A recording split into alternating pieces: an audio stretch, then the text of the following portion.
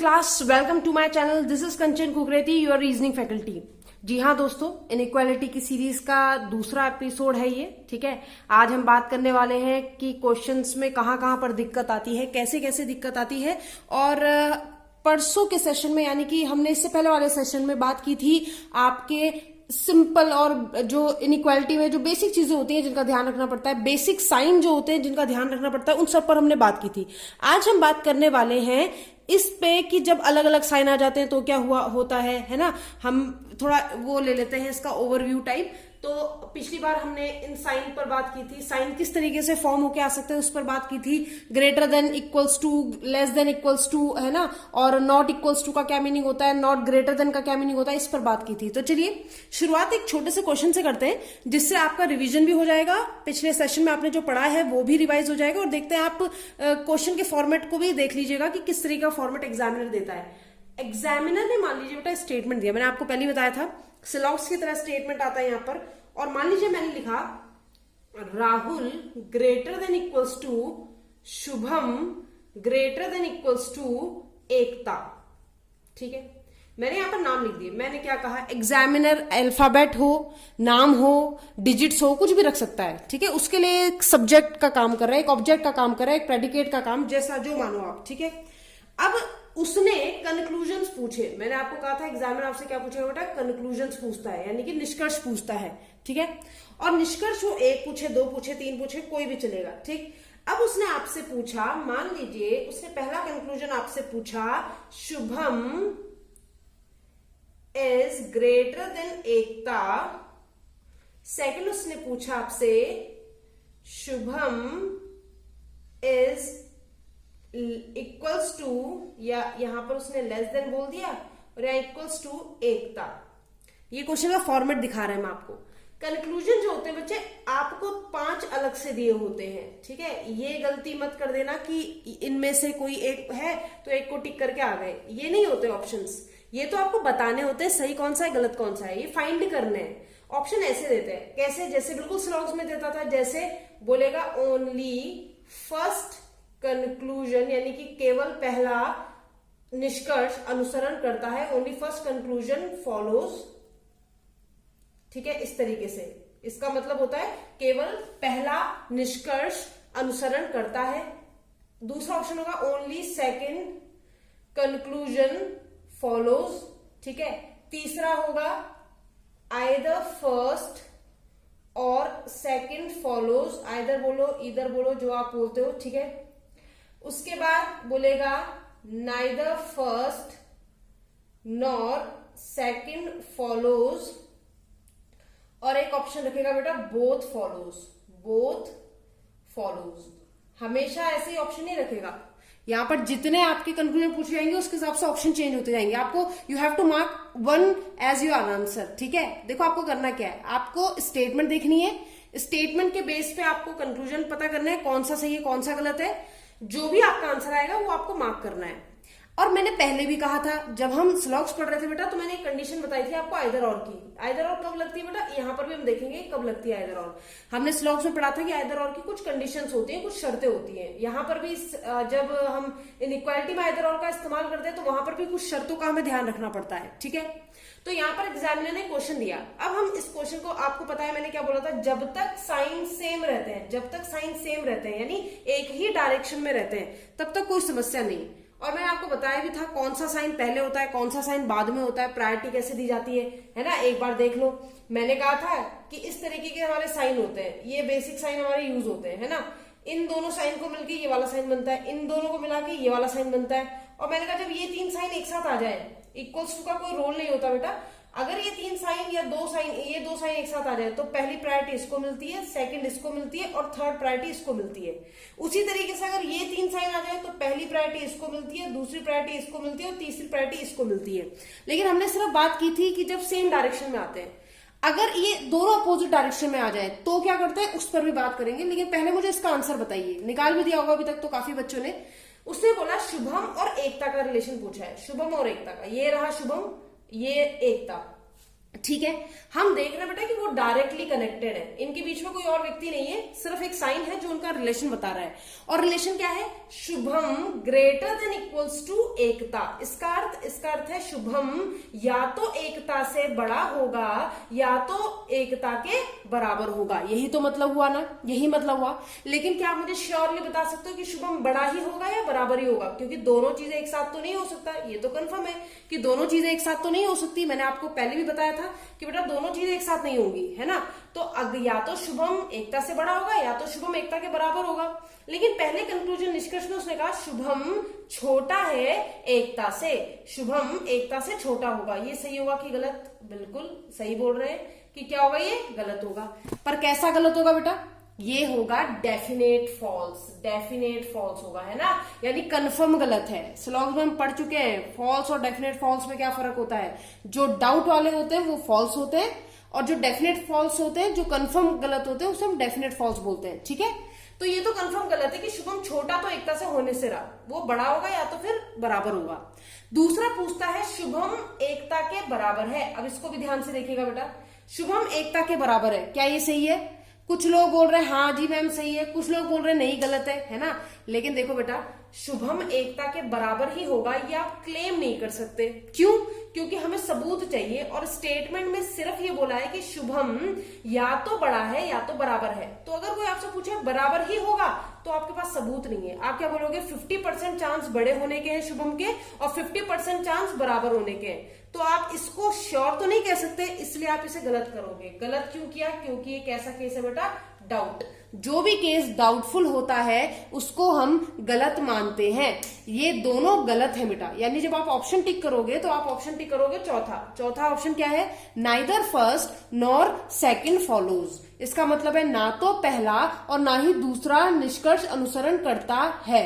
परंतु अगर एग्जामिनर इन दोनों में ये पूछ ले कि इनमें कंफर्म गलत कौन सा है और वैसा गलत कौन सा है, गलत पूछेगा तो दोनों ही है बेटा, गलत तो दोनों ही है। लेकिन अगर वो बोलते हैं कंफर्म गलत कौन सा है, यानी डेफिनेट फॉल्स कौन सा है, निश्चित रूप से गलत कौन सा है, तो निश्चित रूप से सिर्फ पहला वाला गलत है, इसकी गारंटी हम नहीं दे सकते। क्लियर हुआ? सभी को क्लियर हुआ? पक्का? अगर क्लियर हुआ तो इसी में मुझे एक और क्वेश्चन का आंसर आप लोग देंगे। ठीक है, ये तो था कि भाई हाँ अगर पहला सही होता तो हम फर्स्ट ऑप्शन टिक करते, अगर दूसरा सही होता तो हम सेकंड ऑप्शन टिक करते, अगर दोनों गलत होते तो हमने ये टिक किया, अगर दोनों सही होते तो हम ये टिक कर देते। अब जैसे मान लो यही स्टेटमेंट होता, कंक्लूजन्स बदल देता एग्जामिनर और कंक्लूजन में वो रखता Rahul is greater than Shubham, और फिर दूसरा रखता Rahul is greater than equals to Ekta. अब जरा ध्यान से देखना, अब क्या बोल रहा है? कह रहा है राहुल और शुभम तो डायरेक्टली कनेक्टेड है ना, इनके बीच में तो कोई और आ नहीं रहा है। और क्या लिख रहा है? राहुल या तो शुभम से बड़ा होगा या तो राहुल शुभम के बराबर होगा। और यहां पर क्या बोल रहा है? कह रहा है राहुल शुभम से बड़ा है। हाँ कह सकते हैं क्योंकि चांस तो है कि राहुल शुभम से बड़ा हो सकता है, लेकिन बेटा हम डाउट में क्यों? क्योंकि 50% चांस है इसके, जिस भी चीज के 50% चांस होते हैं, है ना, या प्रोबेबिलिटी होती है कि हाँ हो सकता है, लेकिन हमारे पास सबूत नहीं होता, हमारे पास कोई ऐसा स्टेटमेंट नहीं होता कि जिससे हम उसे प्रूव कर सके, तो हम उसे डाउट में लेते हैं। तो राहुल शुभम से बड़ा हो सकता है लेकिन कंफर्म नहीं है, इसलिए डाउट में रख दिया। गलत तो है लेकिन डाउट वाला। उसके बाद जब बात करें राहुल और एकता की, अब राहुल और एकता की बात करें तो राहुल और एकता इनडायरेक्टली कनेक्टेड है बेटा। ये राहुल है और ये एकता है, इनडायरेक्टली कनेक्टेड है, लेकिन इनके बीच में साइन एक ही डायरेक्शन में है, तब तक कोई दिक्कत नहीं, और साइन सेम है। तो राहुल बड़ा भी हो सकता है एकता से और राहुल बराबर भी हो सकता है किसके? एकता के। समझ में आई बात? तो राहुल कह रहा है ठीक है कि या तो मैं बड़ा हूं एकता से या तो बराबर हूं, तो उसमें कोई शक नहीं, इनमें से कुछ होगा, यानी इनमें से एक बात तो होगी जैसे स्टेटमेंट में दिया है, तो उसमें कोई दिक्कत नहीं। अब अगर मैं आपको बोलती कि भाई इसमें ऑप्शन टिक लगाओ, ऑप्शन यही है, तो आप क्या टिक लगाते? आप टिक लगाते ओनली कंक्लूजन सेकंड फॉलोज। इस बात का भी ध्यान रखना है कि एग्जामिनर आपसे फॉलो पूछ रहा है या डजंट फॉलो पूछ रहा है, क्योंकि कई बार एग्जामिनर कहता है, ऊपर लिख देता है विच वन डजंट फॉलो, कौन सा निष्कर्ष अनुसरण नहीं करता, और बच्चा पढ़ता नहीं ऊपर और टिक करने पहुंच जाता है पहली। भाई पढ़ लो, पूछ क्या रहा है, सही वाला पूछ रहा है या गलत वाला पूछ रहा है। ठीक है, इसमें भी बहुत सारे क्लासिफिकेशन होते हैं इसके कि भाई या तो सही वाला बताओ या तो गलत वाला बताओ या तो निश्चित गलत वाला बताओ, यानी डेफिनेटली फॉल्स। अगर डेफिनेटली फॉल्स बोले तो इन दोनों में से डेफिनेट फॉल्स तो कोई भी नहीं है, ये तो सही है, ये गलत तो है लेकिन डेफिनेट फॉल्स नहीं है, डाउट फॉल्स है। इसमें पूछे डेफिनेट फॉल्स तो ये है लेकिन ये नहीं है, इस बात का खास ध्यान रखिएगा। समझ आई बात? चलो इतना तो समझ में आ गया, लेकिन मैम जरा ये बताइए ये वाला ऑप्शन कब टिक करते हैं, ठीक है, यानी आइदर फर्स्ट और सेकंड, ये कब टिक करते हैं? तो बेटा आइदर और एक कंडीशन होती है, आइदर और का मतलब ही होता है या तो ये या तो ये, यानी एक ऐसी स्थिति जब आप किन्हीं भी दो चीजों के बीच में फंस जाते हो, आपको उन दोनों में से एक चूज करनी होती है और आपको पता होता है कि भाई इन दोनों में से एक तो करना ही करना है, लेकिन आप श्योर नहीं होते वो चीज क्या है। जैसे मान लीजिए मैंने आपसे कहा, यहां पर मैंने आपसे कहा कि आपका एग्जाम हो रहा है, ठीक है, आपने एक एग्जाम दिया, वही मैं पहले वाला एग्जाम्पल लूंगी और मैंने कहा या तो आप पास होंगे या तो आप फेल होंगे, ठीक है। अब पीछे बैठे हुए लोग ये मत बोल देना कि मैम ऐसा भी तो हो सकता है कि पोस्टपोन हो जाए लॉकडाउन की वजह से, लॉकडाउन भूल जाओ, पोस्टपोन भी नहीं होगा, ठीक है। बस आपको या तो आप पास हो सकते हो या तो आप फेल हो सकते हो, आपके पास दो ही ऑप्शन है, ठीक है। आप कार चला रहे हो, ठीक है, या तो आप कार चलाना सीख जाओगे या तो आप कार चलाना नहीं सीख पाओगे, दो ही चीजें हैं, ठीक है। तो मैंने कहा तो आप पास होंगे या तो आप फेल होंगे, ठीक है, कोई भी ऑप्शन, कोई भी ऐसा एग्जांपल मान लो। अब अगर आप पास हो गए बेटा तो फेल नहीं हो पाओगे बिल्कुल, और अगर आप फेल हो गए तो आप पास नहीं हो सकते। ऐसा तो नहीं हो सकता कि भाई आधा बच्चा पास हो रखा है और आधा फेल हो गया, फेल और पास एक ही रिजल्ट है ना। वनडे एग्जाम दे रहे हो तो एक ही तरह का रिजल्ट होगा, या तो आपका बैंक का पेपर निकल जाएगा, एसएससी का पेपर निकल जाएगा, या तो आप फेल हो जाओगे, है ना, यही होगा। लेकिन यहां पर जब बच्चा श्योर नहीं होता, ऐसी भी कोई भी कंडीशन जहां आप श्योर नहीं होते, ठीक है, आप पास भी हो सकते हो आप फेल भी हो सकते हो, लेकिन इन दोनों के अलावा तो और कुछ नहीं हो सकता ना, या तो आप पास होंगे या तो आप फेल होंगे, या तो आप गाड़ी चलाना सीख जाओगे या तो नहीं चला पाओगे, या तो आप इलेक्शन जीत जाओगे या तो हार जाओगे, है ना, या तो आप नेक्स्ट क्लास में जाओगे या तो नहीं जाओगे, या तो सरकारी नौकरी लगेगी या तो नहीं लगेगी। यानी ऐसी कोई भी कंडीशन जहां पर आपके पास केवल दो विकल्प हो और उन दो विकल्प में आपको श्योरिटी ना हो कि होने क्या वाला है, उसको बोलते हैं आइदर और की कंडीशन। ये कब लगती है, कैसे लगती है, उस पर बात करेंगे अब हम, ठीक है। चलो तो जरा देखो, इसी ऑप्शन से ये भी सीख लेते हैं। मान लीजिए क्वेश्चन आपके सामने आ गया और एग्जामिनर ने कंक्लूजन दिए दो, ठीक है, और वो दो कंक्लूजन इस बार ऐसे थे। पहला था Shubham is greater than Ekta, and next one is Shubham is equals to Ekta. बहुत ध्यान से देखना बेटा, यहां से थोड़ा शुरू हो जाएगा एग्जामिनर का आपके साथ खेलना। शुभम और एकता की बात की है, यहां भी शुभम और एकता की बात की है, शुभम और एकता ये तो रहे दोनों, यही तो है। अब शुभम और एकता डायरेक्टली कनेक्टेड है एक साइन से, लेकिन क्या ये एक साइन है? सच में बताओ, क्या ये एक साइन है? नहीं। ये कितने साइन है? ये दो साइन है मैम। और ये दो साइन क्या है? बड़ा और बराबर, यानी वो कह रहा है शुभम बड़ा है एकता से। अगर मैं सिर्फ ये बोलूं इस साइन को देख के कि मैं श्योर हूं भैया शुभम ही बड़ा है, तो नहीं, मैं श्योर हो ही नहीं सकती, क्योंकि ये दो साइन है जो मिले हुए हैं। तो शुभम एकता से बड़ा है, इसकी गारंटी तो नहीं लेते, लेकिन हाँ हो सकता है, यानी कि इसकी पॉसिबिलिटी हो सकती है। फिर कहता है शुभम एकता के बराबर है, शुभम एकता के बराबर है, श्योरिटी नहीं है जी, लेकिन हो भी सकता है ना। यानी कि दोनों में से एक ही चीज तो होगी, या तो शुभम बड़ा होगा या तो बराबर होगा, और दो ही साइन तो दे रखे हैं, या तो बड़ा या तो बराबर। इसका मतलब इस केस में बच्चे क्या करते हैं, ये भी गलत ये भी गलत, डाउट वाउट तो देखते नहीं, गलत हो गया, और बच्चे कहते हैं मैम इसका आंसर है neither first nor second follows. लेकिन नहीं बेटा, यहां पर आपको नाइदर नॉर टिक नहीं करना, यहां पर आप आंसर टिक करते हो आइदर फर्स्ट और सेकंड फॉलोज, आइदर फर्स्ट और सेकंड फॉलोज, इधर फर्स्ट और सेकंड फॉलोज, या तो ये या तो ये। अब ऐसा क्यों कहा मैंने? आप खुद जानते हो बेटा, दो साइन एक साथ आ नहीं सकते, यानी कि मैं और आप जितने भी बच्चे स्क्रीन पे क्वेश्चन देख रहे हैं, आप और मेरी हाइट में मान लो कंपैरिजन हो जाए, या मान लो एज में कंपैरिजन हो जाए, या मान लो वेट में कंपैरिजन हो जाए, तो या तो मैं आपसे भारी होंगी वेट में, या तो मैं आपके बराबर होंगी वेट में। मान लो मैंने ये साइन लगा दिया आपके और अपने बीच में, तो मुझे इतना पता है कि या तो मैं भारी हूं, यानी आपसे वेट में ज्यादा हूं, या तो मैं आपके बराबर हूं। अब अगर आपसे कोई पूछे कि भाई ये बताओ जो मैम तुम्हें पढ़ा रही है वो तुमसे भारी है वेट में, मतलब वेट उनका तुमसे ज्यादा है, तो पता नहीं, डाउट में, जब तक वेट मेजर नहीं करेंगे कैसे पता चल जाएगा।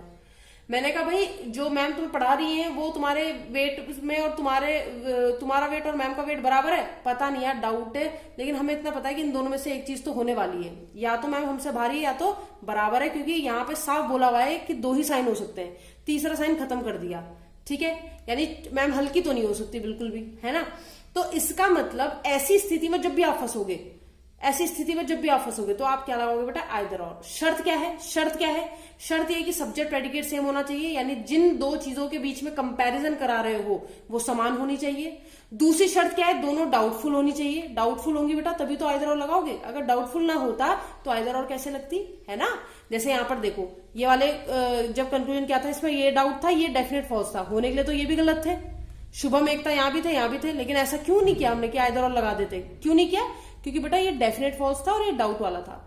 तो आपके कंक्लूजन शुड बी डाउटफुल, दोनों कंक्लूजन डाउटफुल होने चाहिए, subject predicate should be same, और उनके बीच में वही साइन आने चाहिए जिसकी डिमांड एग्जामिनर ने की है, उन्हीं के बीच में आप विकल्प लगा सकते हो, अदरवाइज नहीं, ठीक है। जिन लोगों को मेरी बात समझ में नहीं आई, जिन लोगों को मेरी बात समझ में नहीं आई, जरा सेकंड क्वेश्चन देखिएगा बेटा, सेकंड क्वेश्चन से आपको मेरी बात बिल्कुल समझ में आएगी। जरा देखते हैं सेकंड क्वेश्चन क्या है, ठीक है। यहीं पर एक सेकंड क्वेश्चन आपको दे रही हूं मैं, ठीक है, जरा देखना उसको, ठीक, अच्छे से देखना और ये समझ में आ जाएगा आराम से, क्योंकि इतना मुश्किल नहीं है, बहुत आसान है, ठीक है। अब मान लीजिए एग्जामिनर ने आपको एक स्टेटमेंट दिया, ये रहा स्टेटमेंट, और स्टेटमेंट में एग्जामिनर ने कहा कि कहा गुत्थी is greater than Chandu, Chandu is less than equals to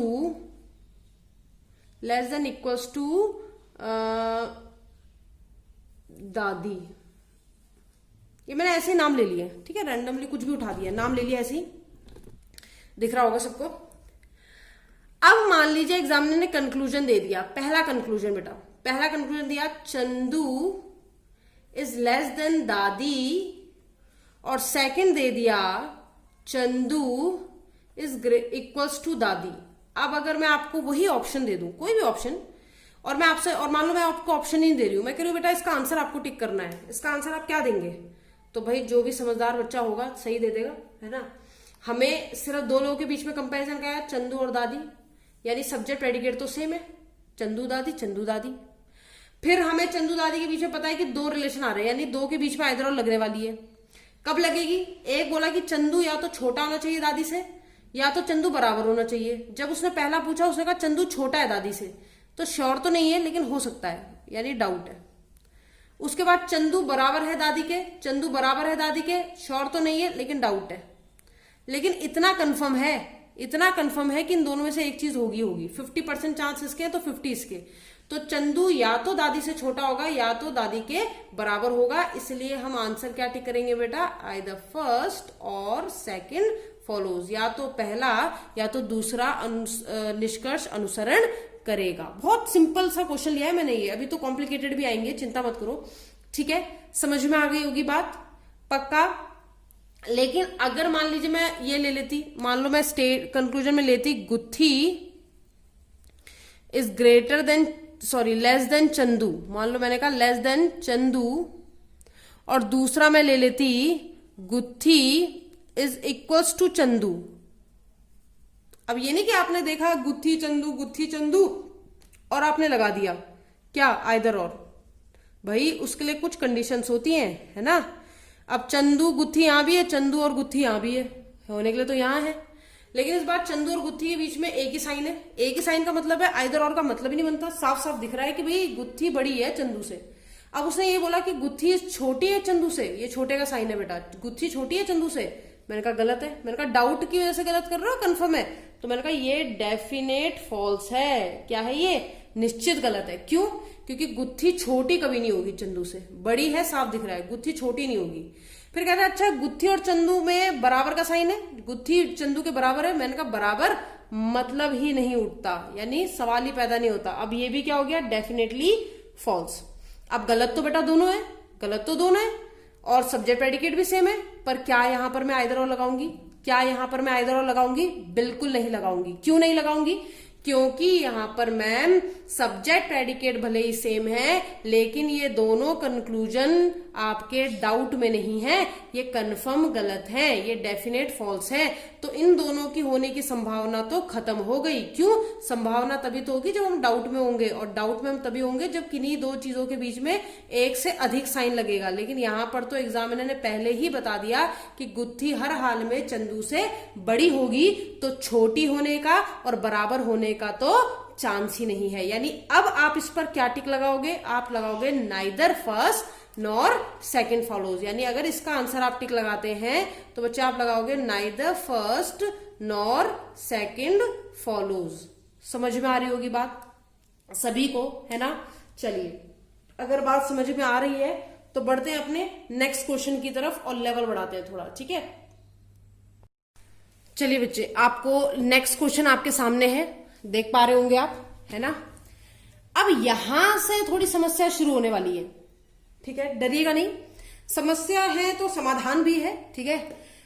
अब देखिएगा जरा, अब क्या बोला है?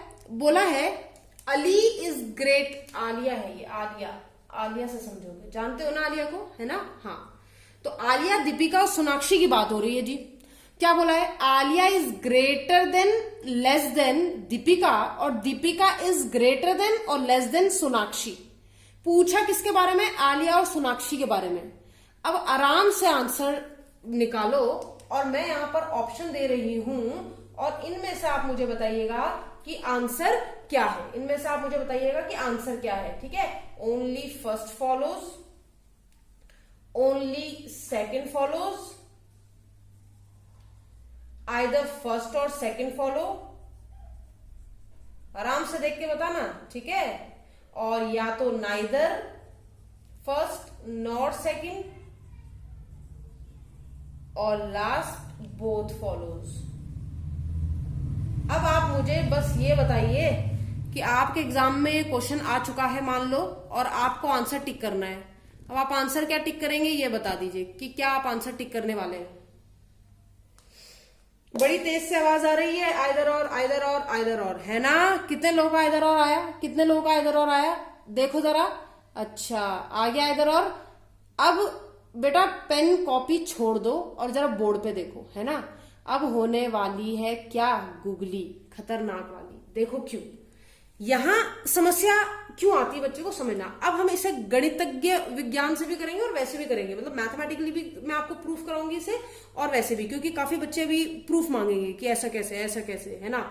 जरा देखना, बच्चे क्या करते हैं? बच्चे कहते हैं मैम ये रही आलिया, ये रही सोनाक्षी, ये अपनी आलिया, ये सोनाक्षी, और देख कर ये साइन देखते हैं, ये साइन। कहते हैं अरे मैम देखो ये सेम साइन है ना, और ये सेम साइन है, Alia greater than less than, Deepika greater than less than, तो इसका मतलब आलिया भी greater than less than Sonakshi. और हम इंडिविजुअली तो नहीं बता सकते, लेकिन इतना पता है कि या तो बड़ी होगी या तो छोटी होगी, ये कंफर्म है। यानी कि बच्चों का जो रिजल्ट निकलता है वो ये निकल रहा होता है, Alia is greater than less than Sonakshi, है कि नहीं? निकलना चाहिए भाई, यही निकलना चाहिए। और बच्चे क्या करते हैं मैम? कहते हैं कि मैम जब बोला आलिया ग्रेटर सोनाक्षी तो हम इसे गलत कर देंगे क्योंकि कंफर्म तो नहीं है, डाउट है। बिल्कुल सही बात है। और मैम जब बोला आलिया लेस देन सोनाक्षी तो भी डाउट है मैम, क्योंकि कंफर्म तो है नहीं। बिल्कुल मैं मानती हूँ आपकी बात। अब बच्चा कहता है तो देखो मैम आपने कहा था सब्जेक्ट प्रेडिकेट सेम होना चाहिए, देखो हमारा सब्जेक्ट प्रेडिकेट सेम है। हाँ जी, मैं ये भी मानती हूँ। और मैम यही दोनों साइन इधर है, यही दोनों साइन इधर है, आ गए ये दोनों साइन, तो हम आइदर और लगाएंगे मैम, और एग्जामिनर से 1 नंबर प्राप्त कर लेंगे। अब सुनो ध्यान से, किया तुमने यही प्रोसेस था, लेकिन जानते हो क्या हुआ? ये हुआ, ये हुआ। ये क्यों हुआ? 1 नंबर तो वो गवाया जितना इसमें टाइम वेस्ट किया और सोचा कि 1 नंबर मिलेगा। 0.25 वो गवाया जो इसे गलत करके गवाने वाले हो। यानी कि आपका आंसर क्या है बेटा? आपका आंसर गलत है। अब बहुत लोग कह रहे ऐसे कैसे, अभी तो पढ़ाया था, अभी पढ़ाया था मैम, गलत कैसे हो सकता है? तो चलो देखो, अधूरा ज्ञान हमेशा खतरनाक होता है, ठीक है? अब जरा देखना ऐसा क्यों कहा मैम ने कि ये गलत है, ऐसा क्यों कहा मैम ने कि ये गलत है। जरा देखना, ये जो आपको एक साइन दिखाई दे रहा है, आपको लग रहा होगा कि ये एक साइन है। अगर इसकी डायरेक्शन एक ही उसमें होती तो बात अलग थी। अगर इसकी डायरेक्शन एक ही तरफ होती तो बात अलग थी। अब बच्चे कहेंगे अच्छा इससे पहले वाले क्वेश्चन में जब ऐसी थी जब यहाँ पे राहुल था, यहाँ पे शुभम था, यहाँ पे एकता थी, तब तो मैम ने कुछ नहीं बोला, तब तो राहुल और एकता में लगा दिया इधर, और यही तो साइन था। लेकिन बेटा क्या डायरेक्शन चेंज हुई? क्या डायरेक्शन चेंज हुई? इक्वल्स को तो लो ही मत, इक्वल्स तो डायरेक्शन में है ही नहीं, इक्वल्स को तो डायरेक्शन में मानो ही मत, इक्वल की कोई वैल्यू ही नहीं है अभी। तो ये सब एक ही डायरेक्शन में थे, लेकिन अब क्या है, इसके साथ साथ ये भी आ गया। अब समस्या ज्यादा होती है, ठीक है। अब ये समस्या क्या होती है उसके बारे में बताएंगे, लेकिन एक छोटी सी बात पहले समझ लो, एक छोटी सी बात समझ लो। जैसे मान लो मैंने आपको एक स्टेटमेंट दिया और मैंने लिखा ए, बी और सी। ध्यान से देखना, मैंने कहा ए बड़ा है बी से और बी छोटा है सी से, और मैंने कंक्लूजन में बोल दिया बेटा कि बेटा ए ग्रेटर देन सी, और दूसरा बोल दिया ए लेस देन सी। हाँ, ये बोल दिया मैंने। अब होता क्या है, जिन दो चीजों के बीच में आपको रिलेशन बताना है, उनके बीच में रिश्ते बड़े खराब है। रिश्ते खराब होने का मतलब है साइन चेंज है, साइन चेंज है, एक की डायरेक्शन उधर, एक की डायरेक्शन उधर। अब चाहे 10 इधर के हों, 2 उधर के हों, कोई फर्क नहीं पड़ता, लेकिन अगर एक भी साइन अपनी डायरेक्शन चेंज कर रहा है, उन दो सब्जेक्ट प्रेडिकेट के बीच जिनके बीच में आपको रिलेशन बताना है, उन दो सब्जेक्ट प्रेडिकेट के बीच में एक भी साइन अपनी डायरेक्शन चेंज कर रहा है, तो ज्ञात रखिएगा बेटा आप कभी भी उनके बीच का रिलेशन आप जस्टिफाई नहीं कर सकते, आप बता ही नहीं सकते कि इनके बीच का रिलेशन क्या है। यानी कि अब वो अगर बोले ए ग्रेटर देन सी, मुझे नहीं पता, मुझे नहीं पता, डाउट है भाई। डाउट क्यों? क्योंकि मुझे पता नहीं, इसलिए तो डाउट है, मैं श्योर ही नहीं हूं, हो भी सकता है, मुझे क्या पता। अगर वगैरह ए ग्रेटर देन ए लेस देन सी, डाउट है भैया, मुझे नहीं पता, डाउट है, मुझे नहीं पता, ठीक है। ऐसा क्यों करते हैं, ऐसा क्यों करते हैं वो भी मैं आपको बताऊंगी अभी, ऐसा क्यों करता है। ये बहुत छोटा सा एग्जांपल लिया है मैंने, जो इसको समझ गया वो यहां गलतियां करने से बच जाएगा। देखो ऐसा क्यों होता है कि मैम आप डाउटफुल क्यों बोल रहे हो, क्योंकि बेटा एक तो ये है इनडायरेक्ट, इनडायरेक्ट, उसके बाद भी इनडायरेक्ट में भी हमें फर्क नहीं पड़ता, अगर डायरेक्शन एक जैसी होती तो कोई दिक्कत नहीं थी, राहुल एकता शुभम वाला क्वेश्चन उस तरह का हो जाता। लेकिन अब दिक्कत क्या है कि जिन दो चीजों के बारे में पूछ रहे हो उनमें सबसे बड़ी भूमिका निभाता है बी। भाई बी का रिलेशन या बी का रिलेशन उनसे क्या है ये पता होना चाहिए। उसने कहा भाई ए बड़ा है बी से और सी बी से बड़ा है, पर इस बी से पूछ तो लो कि ये बी कितना है, इस बी से पूछ तो लो ये बी कितना है।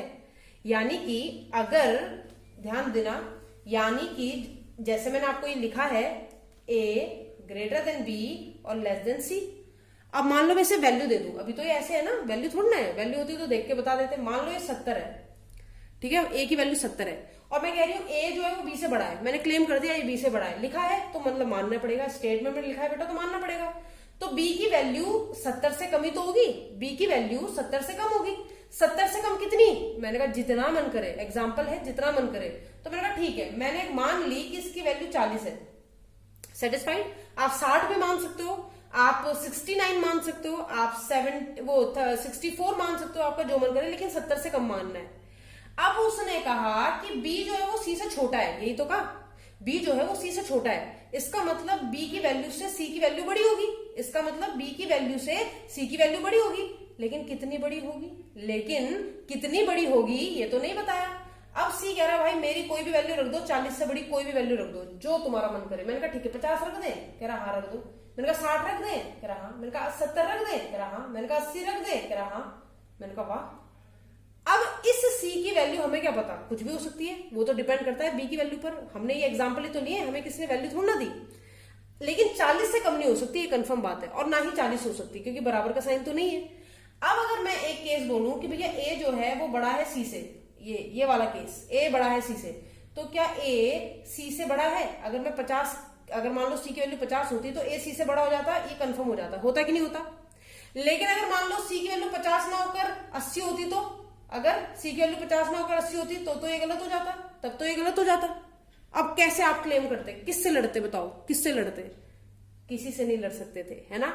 उसी तरीके जब उसने बोला ए इज लेस देन सी, उसी तरीके जब उसने बोला ए इज लेस देन सी, ए की वैल्यू 70 है और मैंने कहा सी की वैल्यू ए से बड़ी है, तो मैंने कहा अगर 80 होगी सी की वैल्यू तो ए से बड़ी हो सकती है।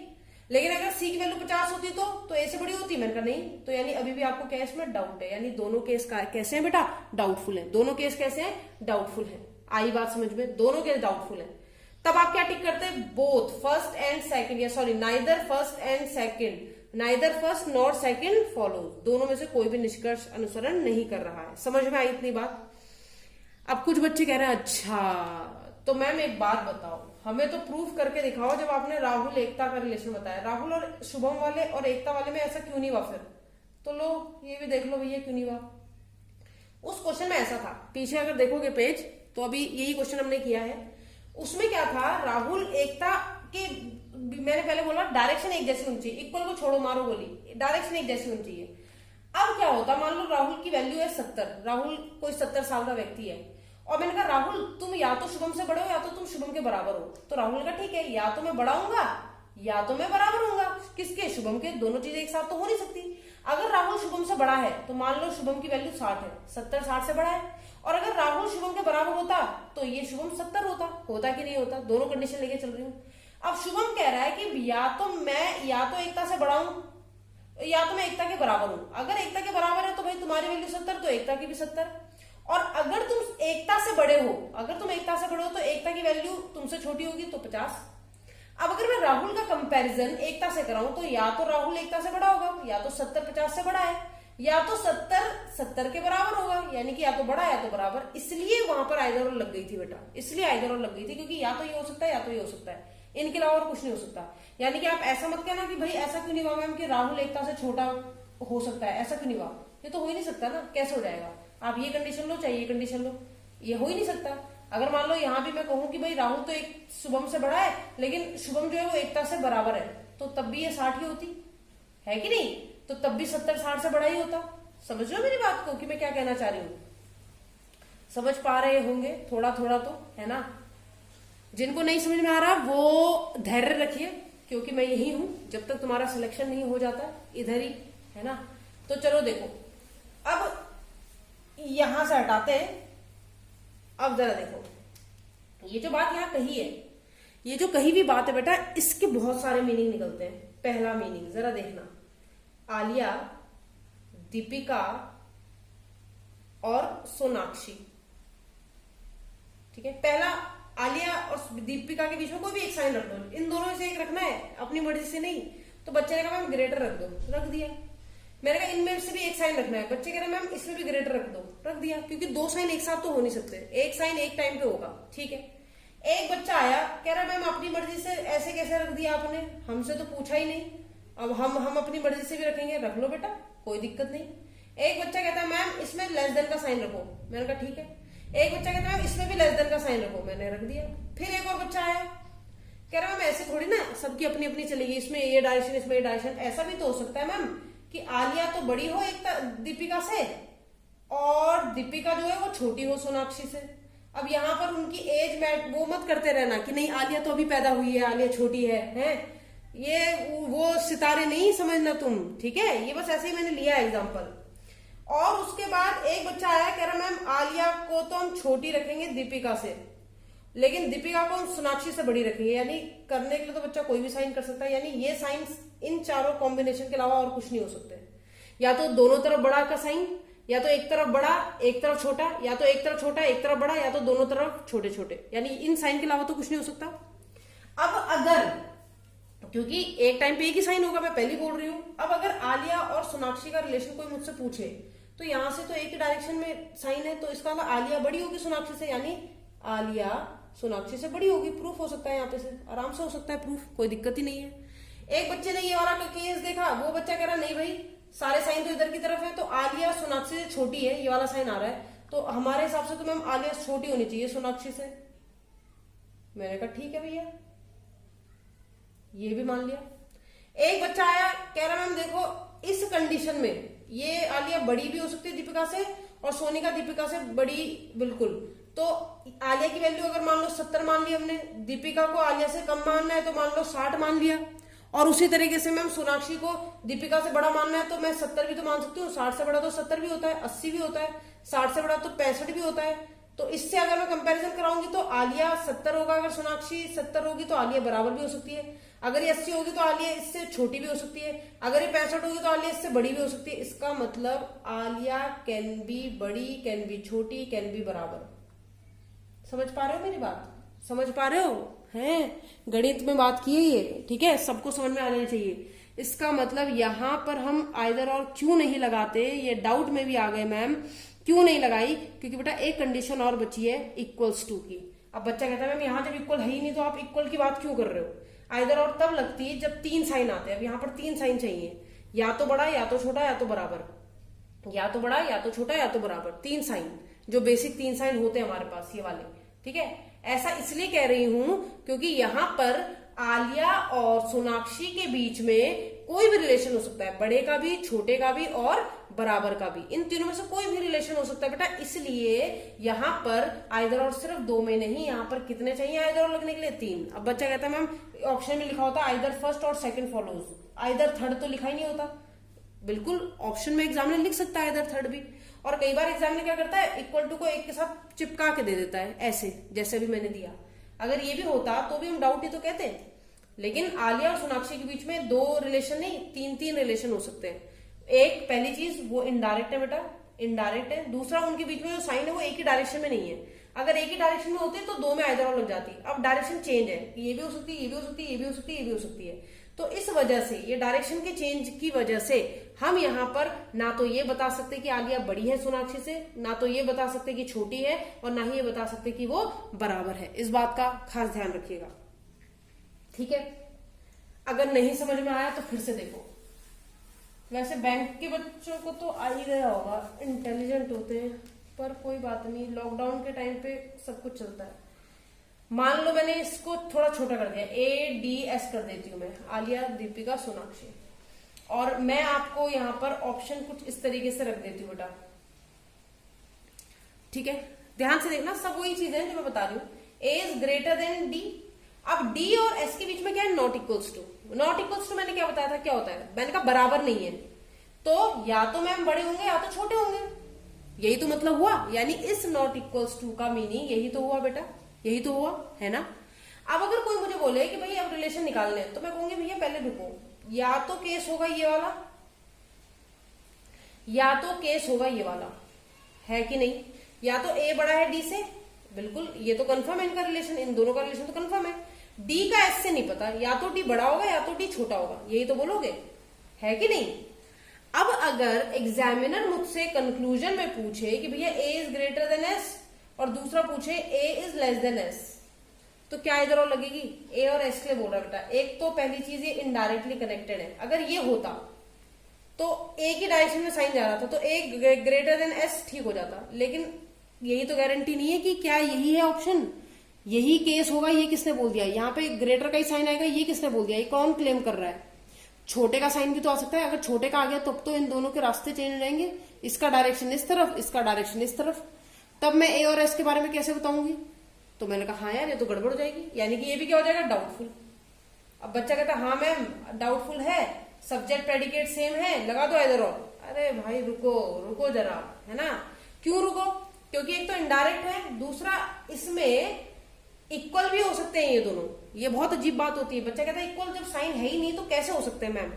तो बेटा कई बार कोई चीज दिखती नहीं है लेकिन होती है, उनके बीच में एग्जिस्ट कर रही होती है, ठीक है। ऐसा क्यों बोल रहे हैं? फिर से देखो, मान लो A की वैल्यू क्या है? 80, कुछ भी मान लो अपनी मर्जी से, या मान लो 5 है, लो तुम्हारे छोटी वैल्यू मान लेते हैं 5 है।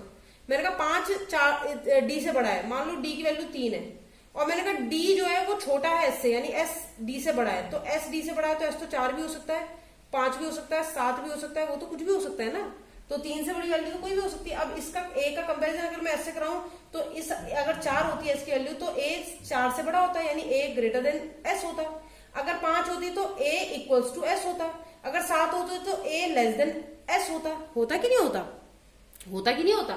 तो यानी तीनों चीजें एक्सिस्ट कर सकती हैं, इसीलिए बेटा इक्वल्स टू दिखता नहीं है कई बार, लेकिन होता है। कुछ बच्चे कह रहे होंगे अभी तो इक्वल टू हटाया, अरे भाई वो तो इन दोनों के बीच में हटाया, इनके बीच में थोड़ी ना हटा दिया। समझ में आ रही है बात? अरे समझ में आ रही है? अगर समझ में आ रही है तो बताओ कमेंट सेक्शन में जाके, ठीक है।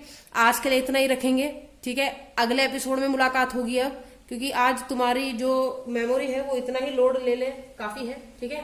इन डाउट के सेक्शंस को भी अभी और एक्सप्लेन करेंगे दोबारा से।